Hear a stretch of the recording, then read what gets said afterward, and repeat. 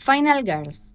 Definición propuesta en 1992 por la escritora Carol Clover, quien luego de estudiar las películas slasher de la década del 70 y del 80, definió la chica final como aquella que tiene que cumplir con ciertos requisitos.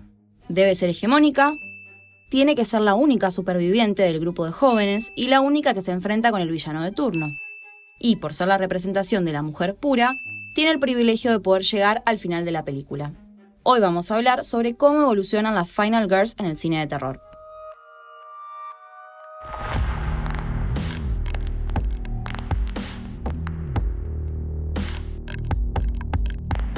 ¿Quién es tu chica final favorita del cine de terror? La mía es la definitiva reina del grito, Laurie Strode, de Halloween. ¿La tuya? La mía es Sidney Prescott, en Scream. Aunque Sally Hardest, la Final Girl de La Masacre de Texas, me cae bien. Sally fue quien popularizó este rol de chica final. Antes de hablar de cada una, repasemos un poco de qué va cada peli. La Masacre de Texas fue la primera en estrenarse. Dirigida por Tobe Hooper en 1974, nos presenta a 5 jóvenes que viajan en la ruta camino a Texas y que por una serie de eventos desafortunados se encuentran con Leatherface, también llamado Cara de Cuero.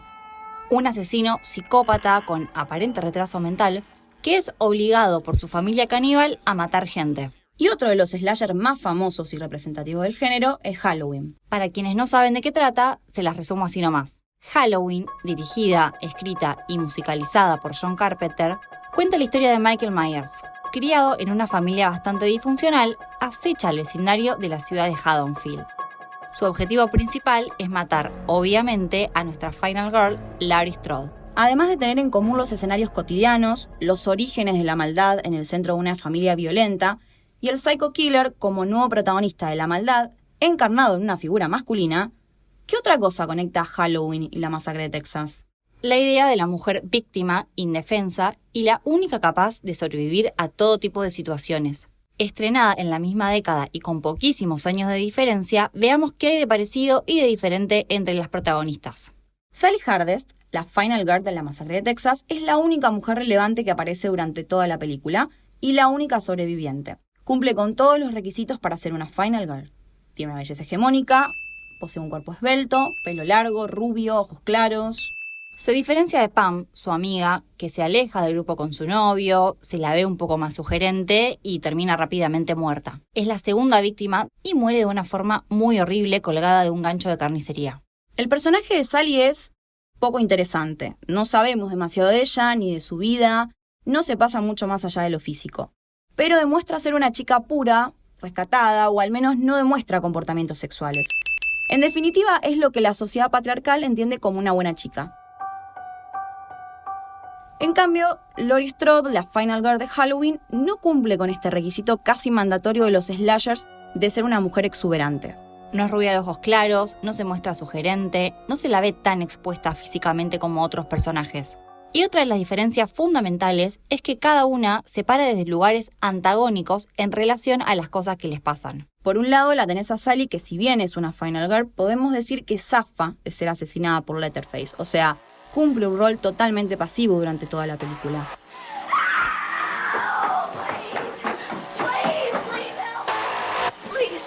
Nunca se defiende, ni siquiera lo golpea, se escapa corriendo por el bosque y termina sobreviviendo porque para un auto en la ruta, conducido por un hombre, obvio, ¿no?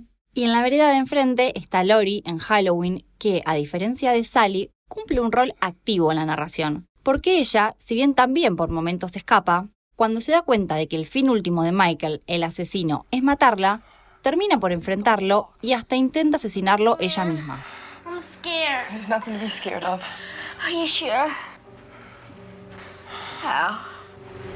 I killed him. You can't kill the boogeyman. Sumo un dato copado.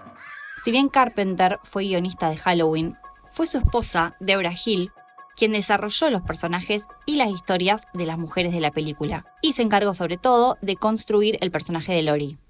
Volviendo al tema de roles activos y mujeres empoderadas, la reina del grito indiscutida es Sidney Prescott, porque Scream no es un slasher más, sino que se convierte en el manual que reinventa el género.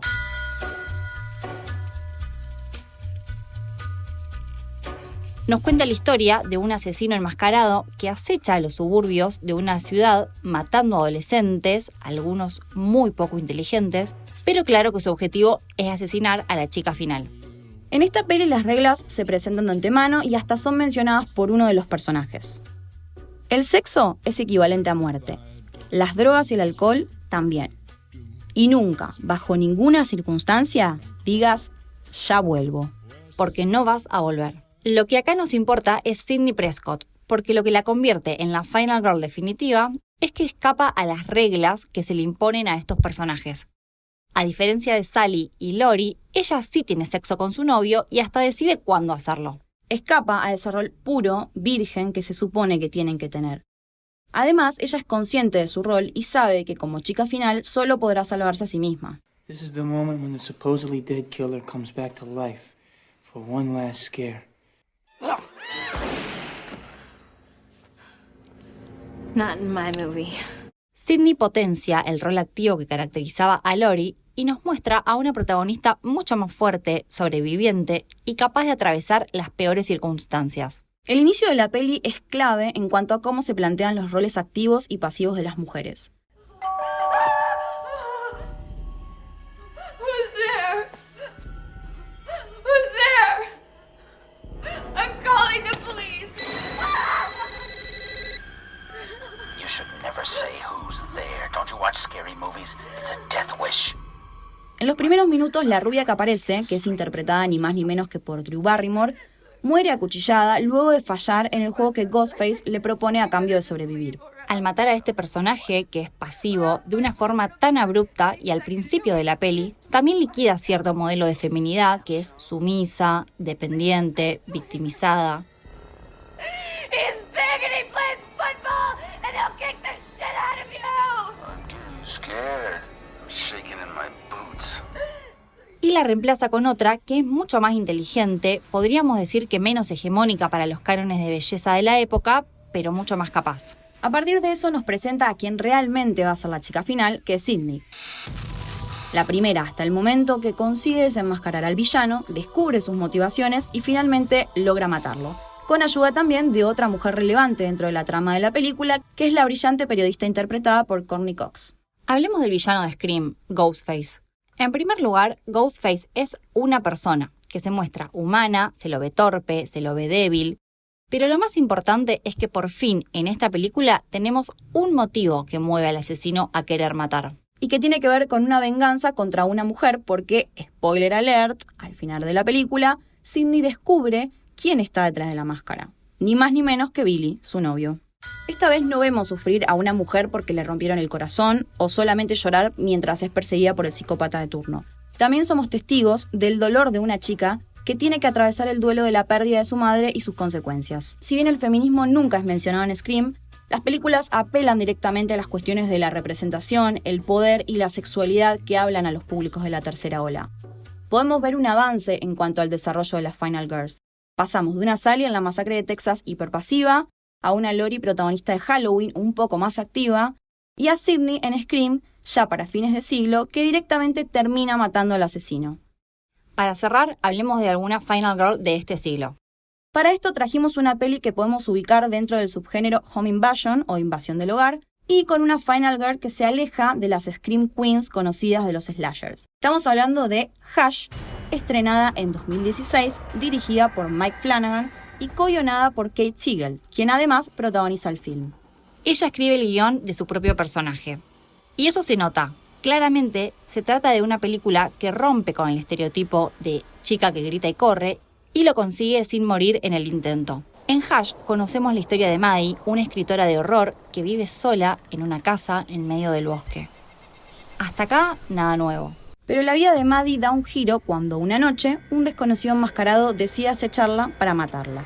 La historia se convertirá en un juego del gato y el ratón, donde ella tiene que utilizar todos sus recursos para lograr sobrevivir, con el pequeño detalle, o no tan pequeño, de que Maddie es sordomuda. Pocas veces en el cine de terror nos encontramos con una protagonista que posee una discapacidad, que encima le presenta un problema dentro de la situación que está viviendo. Se trata de algo no menor, ya que representa a una minoría que el cine no suele tener en cuenta, y mucho menos en el género de terror, donde el personaje femenino principal es precisamente la reina del grito. La historia de Maddie gira en torno a ella. No llegamos a conocer nunca el nombre ni los motivos del asesino porque no es relevante a la narración, y eso permite que él no tome protagonismo, como sucede generalmente con otras películas del género slasher. Maddie rompe con el papel típico de víctima. Si bien la historia de una mujer sola, siendo acechada en su casa, no es nada novedosa, en Hush ocurre algo similar a lo que pasa en Scream, donde la protagonista se reconoce a sí misma como una chica final y en lugar de huir del lugar que le toca, le hace frente. Maddie vive sola en el bosque por decisión propia, a pesar de los reclamos de su familia para que vuelva a instalarse en la ciudad. Bajo la mirada patriarcal, podríamos interpretar que lo que le pasa es producto de esta decisión. O sea, un castigo por buscar su independencia y no cumplir con el rol tradicional de la mujer en la familia. Sin embargo, el final de la película reivindica este aspecto. Al igual que Sidney en Scream, Maddie sobrevive gracias a sus instintos de supervivencia. Lo interesante, además, es que en ningún momento la percibimos como víctima, porque enseguida nos damos cuenta que es un agente activo dentro de la situación. En una de las últimas escenas, Maddie ya sabe que no puede huir porque está herida. No puede ocultarse porque se desangraría hasta la muerte. Y tampoco puede esperar más porque el asesino está a punto de entrar a su casa. La única opción que le queda es matarlo. Y es ahí donde ella asume necesariamente el papel monstruoso que, en general, solo tienen los villanos masculinos. Ella anima a su acosador a entrar en su casa y escribe en su computadora una nota de despedida a su familia. Termina el texto escribiendo "Died fighting", o sea, morí luchando, asumiendo su papel activo dentro de la situación, reivindicando a la chica final y al monstruo al mismo tiempo. Maddie sobrevive y se convierte en una chica final sin pegar un solo grito ni correr absurdamente por el bosque. Lo hace tomando decisiones inteligentes y convirtiéndose ella misma también en villana. El personaje de Maddie nos muestra que tenemos que replantearnos la forma en que se representan a las mujeres en el cine de terror y por qué es importante que se conviertan en mujeres dinámicas. El cine debe contar historias que nos representen en la diversidad de todas nuestras facetas y reivindique nuestro lugar.